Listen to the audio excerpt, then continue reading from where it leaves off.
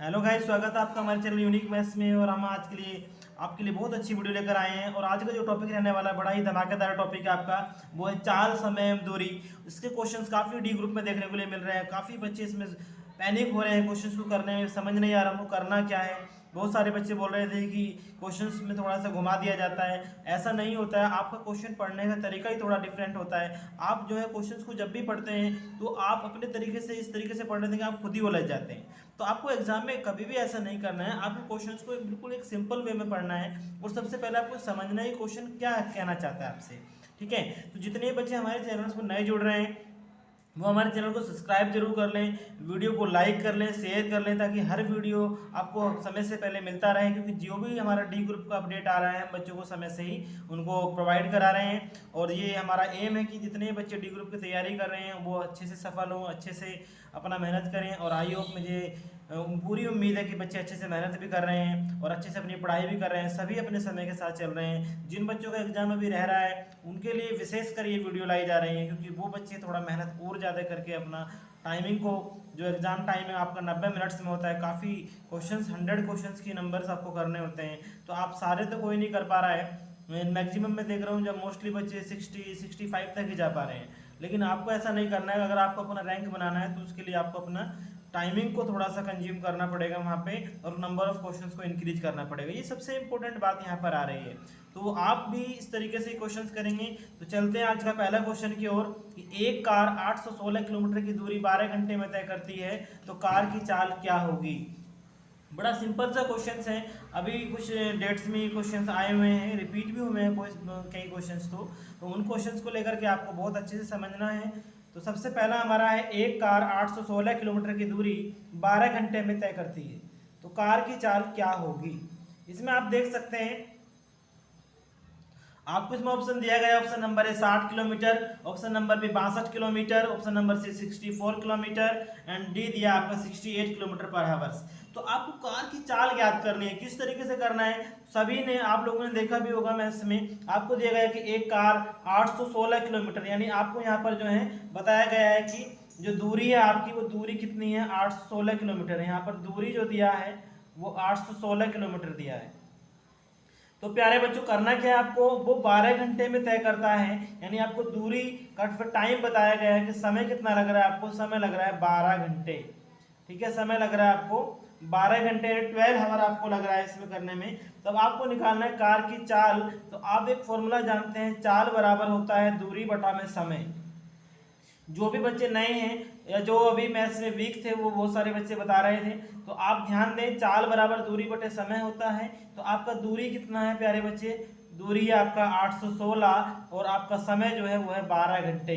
तो आप क्या करेंगे, 12 से 816 को डिवाइड करेंगे तो 12 छिंग 72 होता है। और 72 के बाद अब यहाँ आपका कितना बचेगा, यहाँ पे 9 बचेगा, तो 96 हो जाएगा। और 12 8 होता है 96, तो आपका अगर 68 किलोमीटर पर आवर। तो प्यारे बच्चों ऑप्शन क्या हुआ, जल्दी से बताइए। ऑप्शन नंबर हुआ आपका डी। तो ऑप्शन नंबर डी आपका करेक्ट आंसर हुआ।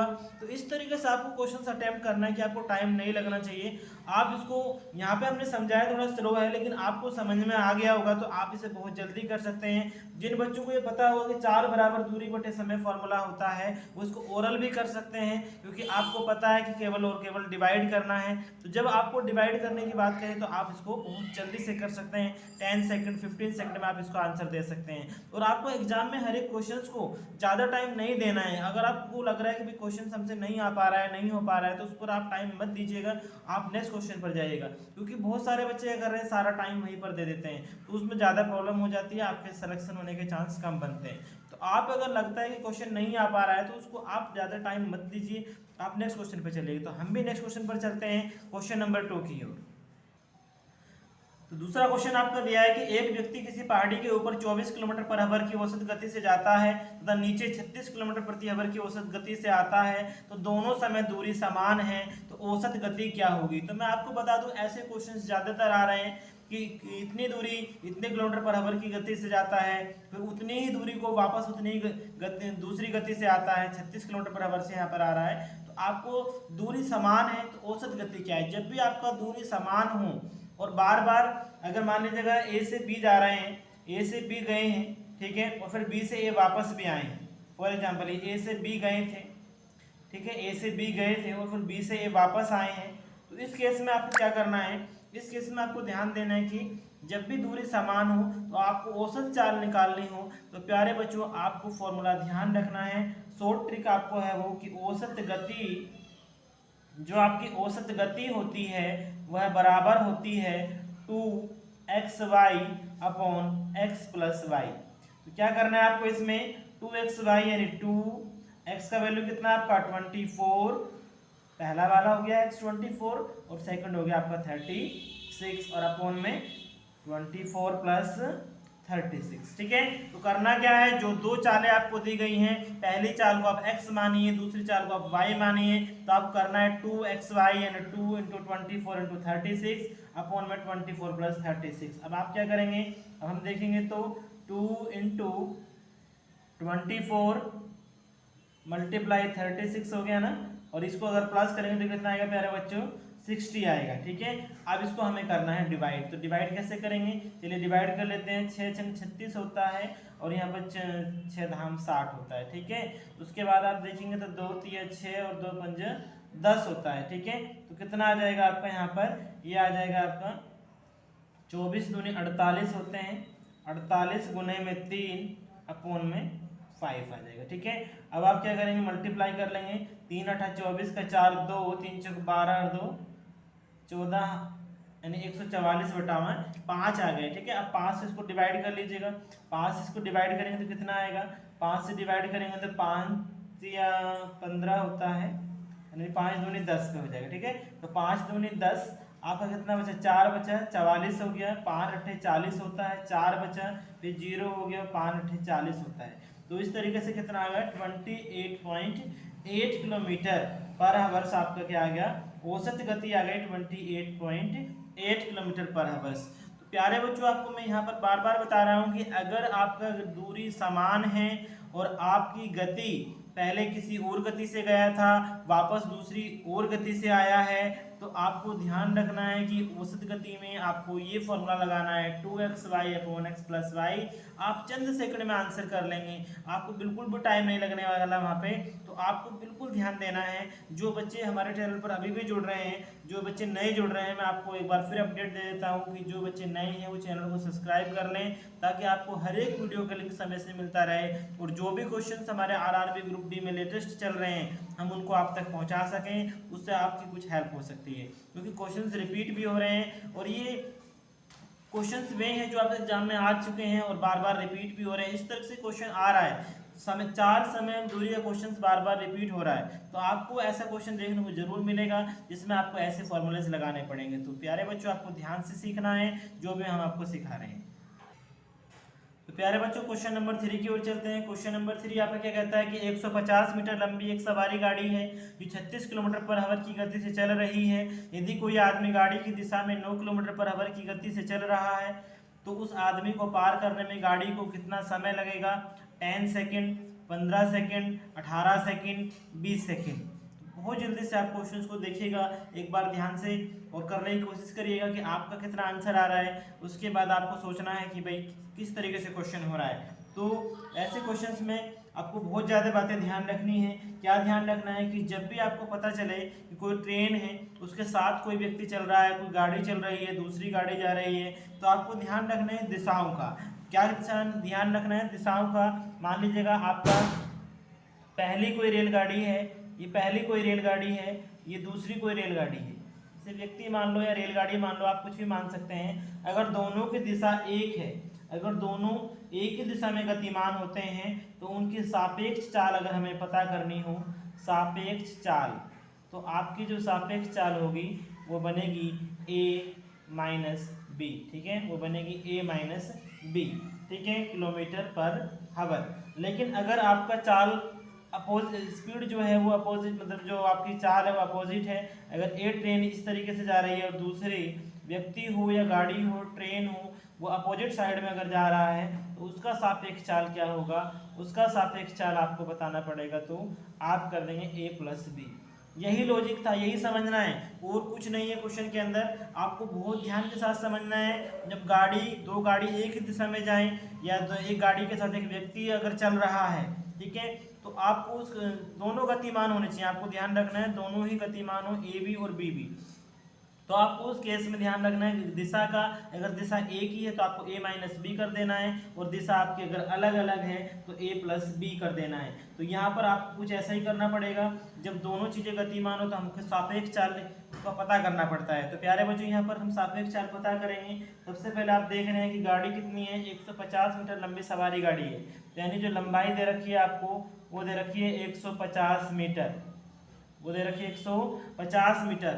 अब आपको कह रहा है कि सवारी गाड़ी 36 किलोमीटर पर आवर से है और आदमी गाड़ी की दिशा में ही जा रहा है 9 किलोमीटर पर आवर, तो गाड़ी की दिशा के साथ ही जा रहा है, तो ए माइनस बी। सापेक्ष चाल कैसे आएगी आपकी, सापेक्ष चाल, तो सापेक्ष चाल जो हो जाएगी आपकी वो क्या होगी, आपको 36 में से 9 को माइनस करना पड़ेगा। तो 36 में से अगर हम 9 को माइनस करेंगे तो आपका कितना बचेगा, 27 kilometre per hour, 27 kilometre per hour. तो इसमें आपको क्या करना है, अब आपको पता है भाई 27 किलोमीटर पर आवर दिया गया है, तो क्या करते हैं इसको 5/18 से मल्टीप्लाई कर देंगे, तो क्या हो जाएगा, ये मीटर पर सेकंड में आ जाएगा। ठीक है, क्या आ जाएगा, अब ये हम जो किलोमीटर पर आवर है ये कैंसिल हो जाएगा, तो क्या आ जाएगा, मीटर पर सेकंड में आ जाएगा। ठीक है, तो कितना हो जाएगा ये आपका, अगर आप देखेंगे तो यहाँ पे आप कैंसिल कर सकते हैं, 9 दूनी 18 होता है, 9 तिया 27 होता है, और 3 पंजा 15, ऊपर की ऊपर मल्टीप्लाई अपॉन में 2, यानी 15/2 मीटर पर सेकंड हो जाएगा। ठीक है, अब आपका क्या आ गया, सापेक्ष चाल आ गया, लेकिन आपको क्या पता करना है कितना टाइम लगेगा, तो टाइम कितना है आपको पता करना है, यानी समय जो होता है आपका, समय बराबर क्या होगा, समय बराबर होगा दूरी बटा में चाल, दूरी बटा में चाल हो जाएगा। ठीक है, आपको ध्यान रखना है समय बराबर क्या हो जाएगा, दूरी बटा में चाल हो जाएगा। दूरी कितना है, दूरी आपका जितना ट्रेन का दूरी है। ठीक है, तो ट्रेन का दूरी कितना है आपका, ट्रेन का दूरी है आपका 150 मीटर। ठीक है, 150 मीटर, और चाल कितनी है आपकी, चाल जो बताई गई है वो कितनी है, चाल है 15/2। सापेक्ष चाल को ध्यान रखना है, यानी 15/2, जो 15/2 आएगा वो ऊपर चला जाएगा 2, तो कितना हो जाएगा यहाँ पे, ये हो जाएगा आपका, अगर हम डिवाइड करेंगे तो 15 एकम 15 होता है, यानी 0, और 10 दूनी कितना हो गया 20, यानी आपको कितना समय लगने वाला है, 20 सेकंड लगने वाला है उस आदमी को पार करने में। अगर आपकी रेलगाड़ी की लंबाई 150 मीटर दी गई है और आदमी, क्योंकि आदमी का जो लंबाई है उसको नेगलेक्ट माना जाता है। ठीक है, जब भी ऐसे क्वेश्चन आए किसी खंबे को पार कर रहा है, किसी आदमी को पार कर रहा है, तो इस तरीके से आपको ध्यान रखना है। तो यहाँ पर आपकी रेलगाड़ी जितनी लंबी है उतना ही डिस्टेंस उन्होंने तय किया है आदमी को पार करने में, तो इस तरीके से आपका दूरी जो रहेगा वो रेलगाड़ी की लंबाई के बराबर रहेगा। और ऐसे क्वेश्चन में सापेक्ष चाल आपको रखना पड़ता है, तो 15 धाम 150 होता है, 10 दूना 20 होता है, तो 20 सेकंड, यानी ऑप्शन नंबर कौन सा करेक्ट हुआ, डी ऑप्शन आपका करेक्ट हो जाता है। और इस तरीके से आपको क्वेश्चन करने को आ जाएगा। क्वेश्चन नंबर 4 आपका आता है, एक कार 54 किलोमीटर पर आवर की गति से चल रही है, तो 5 सेकंड में एक पुल को पार करती है। ठीक है, तो पुल की लंबाई ज्ञात करें। तो आपको ध्यान रखना होगा, फॉर एग्जांपल जब भी क्वेश्चन इस तरीके से आपको मिलता है कि कोई कार है 54 किलोमीटर पर आवर की गति से चल रही है, तो गति आपको कितनी दे रखी है, यहाँ पर जो गति दे रखी है वो दे रखी है 54 किलोमीटर पर आवर। ठीक है, 54 kilometre per hour. For example ये आपका कोई पुल है, यहाँ से इस तरीके से कोई पुल है यहाँ से यहाँ तक। अब आप देखिए गाड़ी जो चलेगी यहाँ से और वो से पार करेगी तो पुल की लंबाई, यानी पुल की लंबाई कितनी होगी, जितनी गाड़ी ने यहाँ से लेके यहाँ तक डिस्टेंस तय किया हुआ, यानी पुल की जो गाड़ी ने दूरी तय करी गई है वो पुल की क्या बन जाएगी, वो पुल की लंबाई ही बन जाएगी। ठीक है, तो कितना सेकंड लिया है पार करने में, 5 सेकंड लिया है। तो टाइम आपको पता चल गया है, यानी समय आपको पता है, समय कितना है, समय दिया है 5 सेकंड। अब आपको गति दे रखा है 54 किलोमीटर पर आवर, तो आपको क्या करना है, यहाँ पे ध्यान रखना है क्या कि 54 किलोमीटर पर आवर्स के हिसाब से आपको देखना है। तो इसमें आप क्या करेंगे, इस किलोमीटर पर आवर्स को मीटर पर सेकंड में बदलेंगे। तो हम क्या कर देंगे, 5/18 से गुना कर देंगे। 18 तिया 54 होता है और 5 तिया 15, यानी 5 तिया कितना हो गया, 15 हो गया। तो 15 मीटर पर सेकंड आपका क्या आया, ये आ गया आपका गति आ गया, स्पीड आ गया। तो समय आपको दिया है, स्पीड आपको दिया है। अब आपको देखना है दूरी कितनी है, पुल की लंबाई। तो हमें दूरी पता कर लेते हैं, तो हमारी लंबाई निकल जाएगी, हमने बताया। तो आपको पता है कि जो दूरी बराबर होता है वो क्या होता है फॉर्मूला, हमने आपको बताया था स्टार्टिंग में अभी कि भाई चाल बराबर होता है दूरी बटे समय, चाल बराबर होता है दूरी बटे में समय होता है।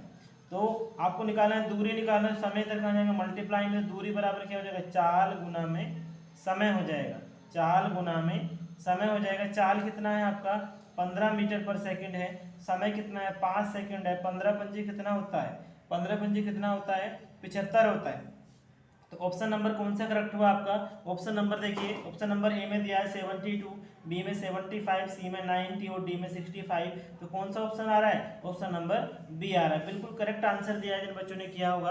अगर 75 आपका भी आंसर आ रहा है तो आपका भी बिल्कुल करेक्ट आंसर है, ये ध्यान रखना है। इस क्वेश्चन, ऐसे क्वेश्चन को करने में थोड़ा कन्फ्यूजन आपको दे देता है। अब पुल की लंबाई आप सोचें कि कहाँ से लाएं या कितनी होगी, तो वो आपको ध्यान रखना है, ठीक है। तो 75 मीटर यहाँ पर आपकी पुल की लंबाई होगी।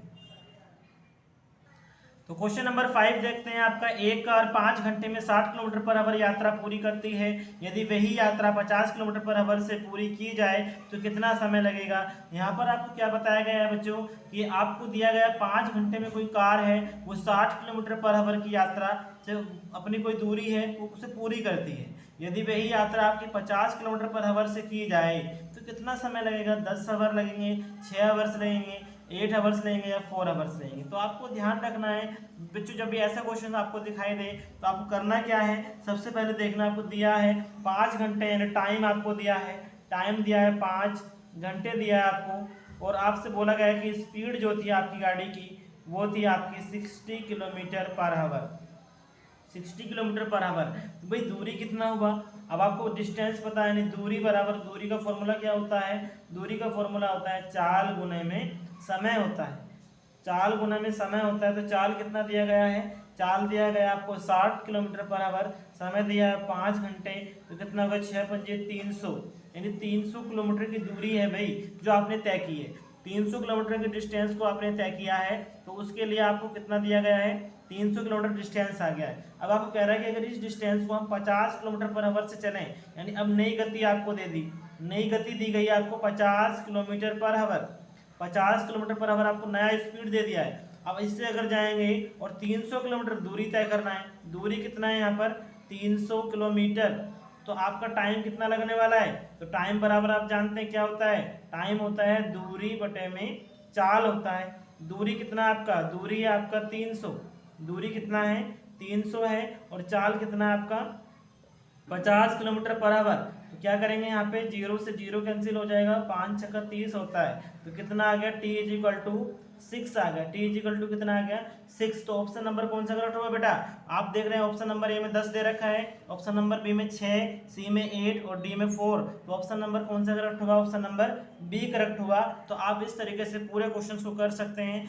जो बच्चे हमारे चैनल्स पर नए जुड़ रहे हैं वो ध्यान दें, क्योंकि इन क्वेश्चंस में से जरूर क्वेश्चंस आ रहे हैं। आप मैं देख रहा हूँ कि हर पेपर्स में समय दूरी चाल के क्वेश्चंस मिल रहे हैं, 2 से 3 प्रॉब्लम आती ही आती हैं। तो आप अगर कमांड बढ़िया कर लेंगे क्वेश्चंस पर तो आपको कुछ भी प्रॉब्लम नहीं होने वाली है, क्योंकि अगर टाइम लग रहा है ना तो मैथ के क्वेश्चंस में लग रहा है, क्योंकि रीजनिंग और मैथ्स में ज़्यादा टाइम लग रहा है, बाकी क्वेश्चन तो टू द पॉइंट होते हैं। अगर साइंस के क्वेश्चन आपको आते हैं तो आप कर सकते हैं, नहीं तो नहीं कर सकते। अगर आपको जीएस आता है तो आप कर सकते हैं, अदरवाइज नहीं कर सकते। तो आपको ध्यान देना है कि आप जो है मैथ के क्वेश्चन को इतने तरीके से कर सकते हैं कि आपको कोई परेशानी नहीं होनी चाहिए। आप अपना टाइमिंग को पूरा कर लें, और जो बच्चे चैनल्स पर नए हैं वो चैनल को सब्सक्राइब कर लें और वीडियो को लाइक कर लें, ताकि हम आपको हर अपडेट दे सकें। तो डी ग्रुप में जो भी क्वेश्चन हो रहे हैं मैं समय से आपको प्रोवाइड करा रहा हूँ।